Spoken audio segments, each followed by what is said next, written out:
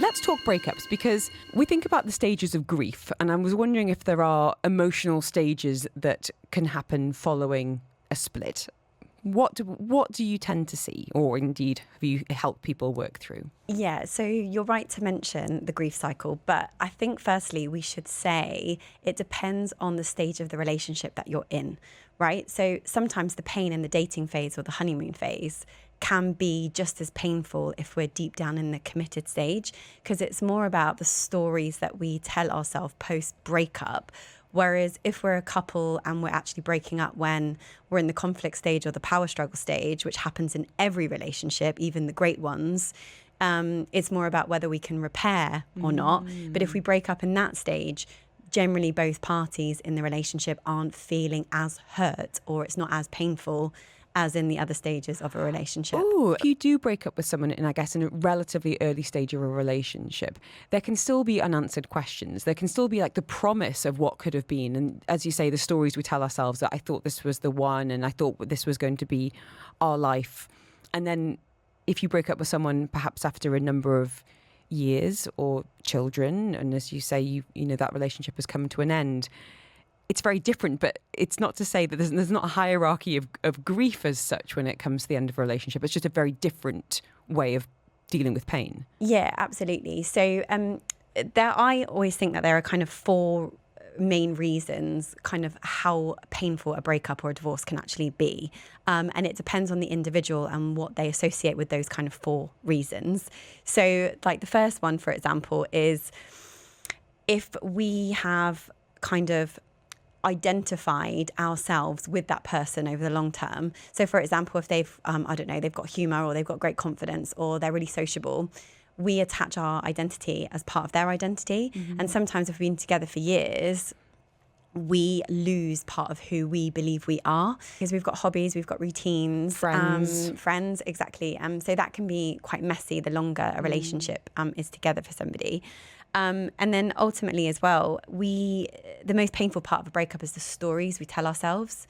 So for example, if I'm in the honeymoon stage, everything's great, and then all of a sudden I get ghosted, or they just leave for whatever reason, I start to tell myself really painful stories, like, what is it about me? Why am I not good enough? How have I failed? And it's actually the story that is keeping us in the pain point and the suffering, or can amplify the intensity, rather than necessarily the breakup itself. If those are unanswered questions, if there has been ghosting, or they have gone, perhaps been unfaithful, and you don't understand the why, then presumably that painful period will be prolonged. Right. So closure is a great word. I'm glad you mentioned that, because so many of my clients come to me and are like, I need closure. I need to go back and speak to them, or I actually need another conversation. We need to meet for coffee. And this is a difficult one to hear, but I generally don't believe that we need to seek closure from the other party. They have said what they've said, and this genuinely comes from the individual who has been broken up with. Mm-hmm. And it's about trying to find closure within yourself. And sometimes during a breakup, we can create this one-sided narrative or perspective. And what I do to help clients is find maybe more of the truth. And we kind of hijack ourselves within that closure. So it's more about, what do you need? How can your needs be met? Mm-hmm. What are you missing from the relationship? What are the voids that are no longer being filled? And how can you start to kind of fill them and identify them for yourself? Anonymous, just been in touch now, saying, I'm 6 months out of a breakup and I still think about my ex constantly. How do you know when you're truly over someone? Yeah, so first thing, there's no timeline. Right, we all grieve differently. Whatever we're grieving, everyone kind of takes a different timeline, but it's what we do within that timeline. So are we practicing finding ourselves again? Are we trying to find new hobbies? Are we trying to find new routines? Are we contacting friends, family? Are we reaching out to other significant people? Or are we constantly checking their social media? Definitely shouldn't be doing that. And we shouldn't be dating straight away either. That's interesting. Is there a timeline on that? So I like to think it should be at least 6 months to a year, depending on the length of the relationship before, because me and you included, we bring baggage from every relationship or date we've had. And I always say it's not really fair on the new people you're dating, and you're just not emotionally available yourself. You're kind of monkey branching to avoid your own pain and discomfort. And a message here saying, how do you heal when you have to see your ex around Dubai? Friends, brunch spots, even the same gym. Yeah, Ooh. that's a really tricky one. It depends again on how much pain you're in and how much suffering you're in. If it's really too overwhelming, I would say just try and avoid it for the next kind of few weeks. And when you're feeling like your resilience is getting better and your confidence and your self-esteem is building again, try and dip your toe in those environments. You will probably get a physical, emotional reaction in your body when you do see them. And that's your nervous system basically craving like the withdrawal that you've had from them. So avoid for the immediate and then slowly dip your toe back in, but be civil as much as possible. So I'm going to read this post out, Charlie, which I know I sent to you, but it really made me think. So the post says, is it just me? Or are we quietly living through a dating epidemic in Dubai?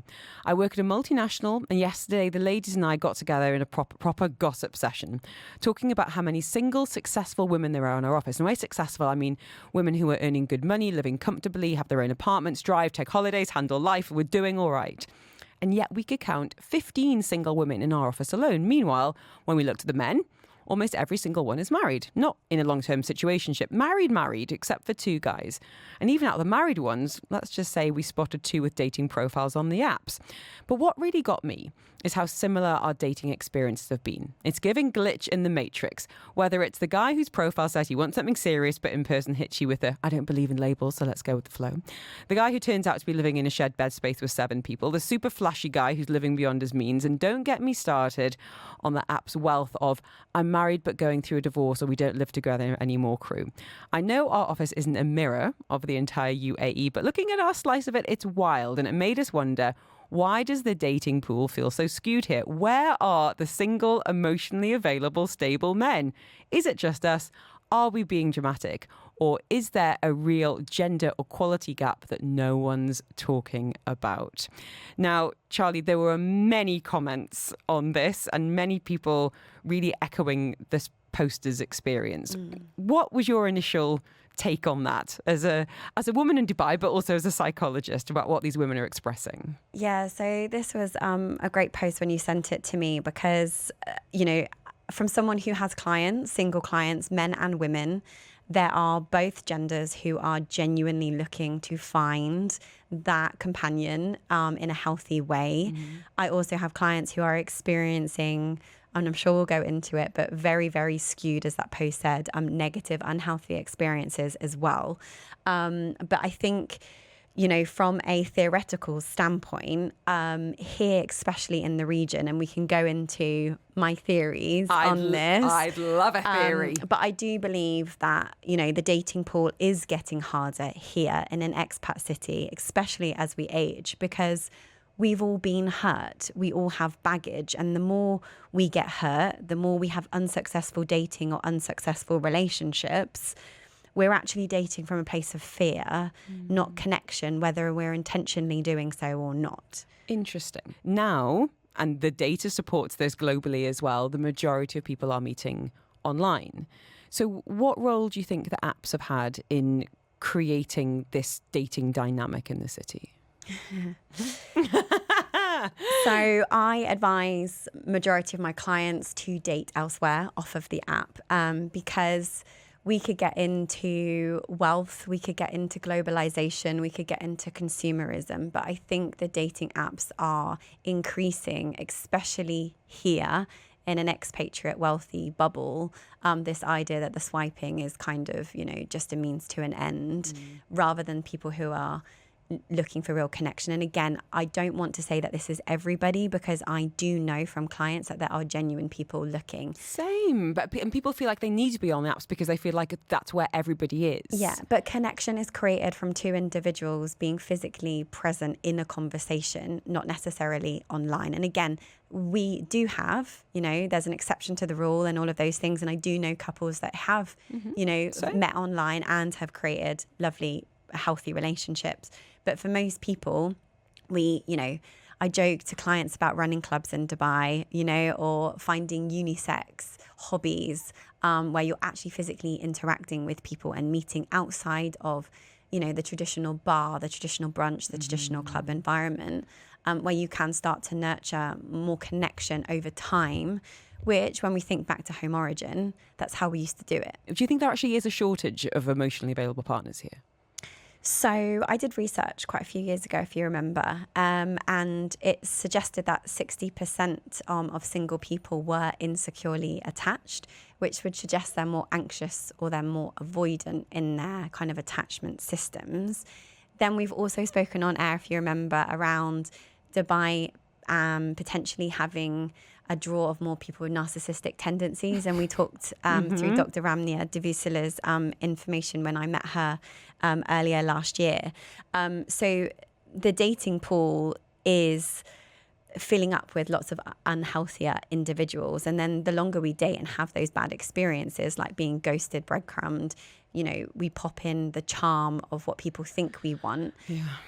It becomes very, very complex. So I don't necessarily know if it's gender focused. I know a lot of women who act just the same as men, so I don't want men to come off with a bad rap. No, I don't either. That's why. Okay, so let's just quickly press a pause on that, because what are the complaints that you're hearing from men and vice versa? Now, healthier men don't necessarily mean that they've got wealth. Okay, and we've also got women, where we could say healthy women, who do still want to work and do still, want an equal partnership.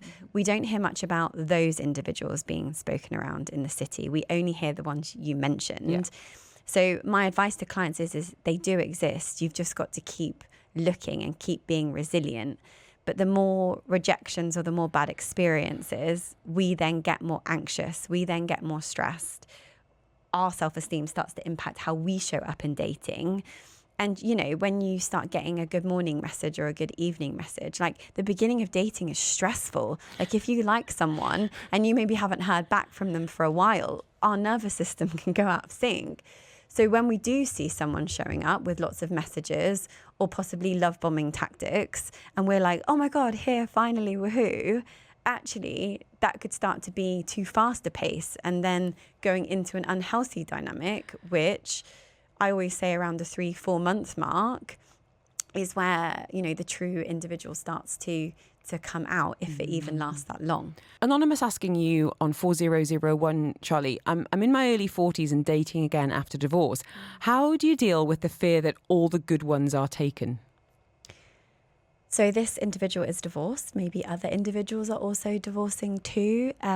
Maybe those partners that they chose aren't right for them now. Couples can either grow together or grow apart. People, have a lot of complicated histories these days. So I would say be open-minded. Again, know very clearly what you are requiring of your version of love and dating. But the big one is, have you really got your self-esteem in a healthy position?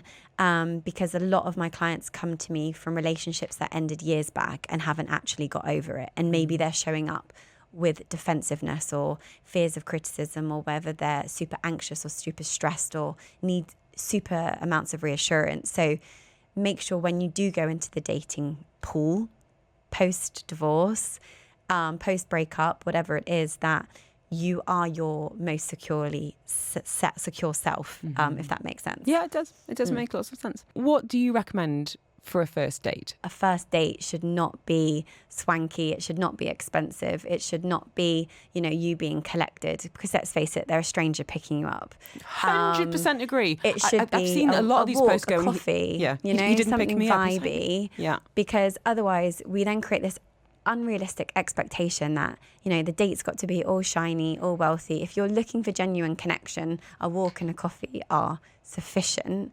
And maybe the second time you want to start, going for dinner or doing activities, because doing that on the first date just is not realistic. And if you decide that I don't really like this person and I've already done a 20-minute drive to DIFC, for example, you've then got to sit through dinner in an unselfie pace, and then there's this expectation and all of our other insecurities and wounding can come up.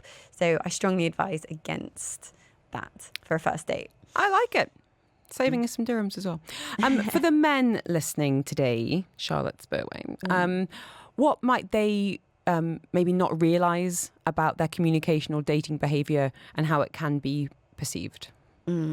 So this is a great question. I would say that some men, healthier aligned men, will let you know and will show up if they're interested and they are looking for a committed relationship.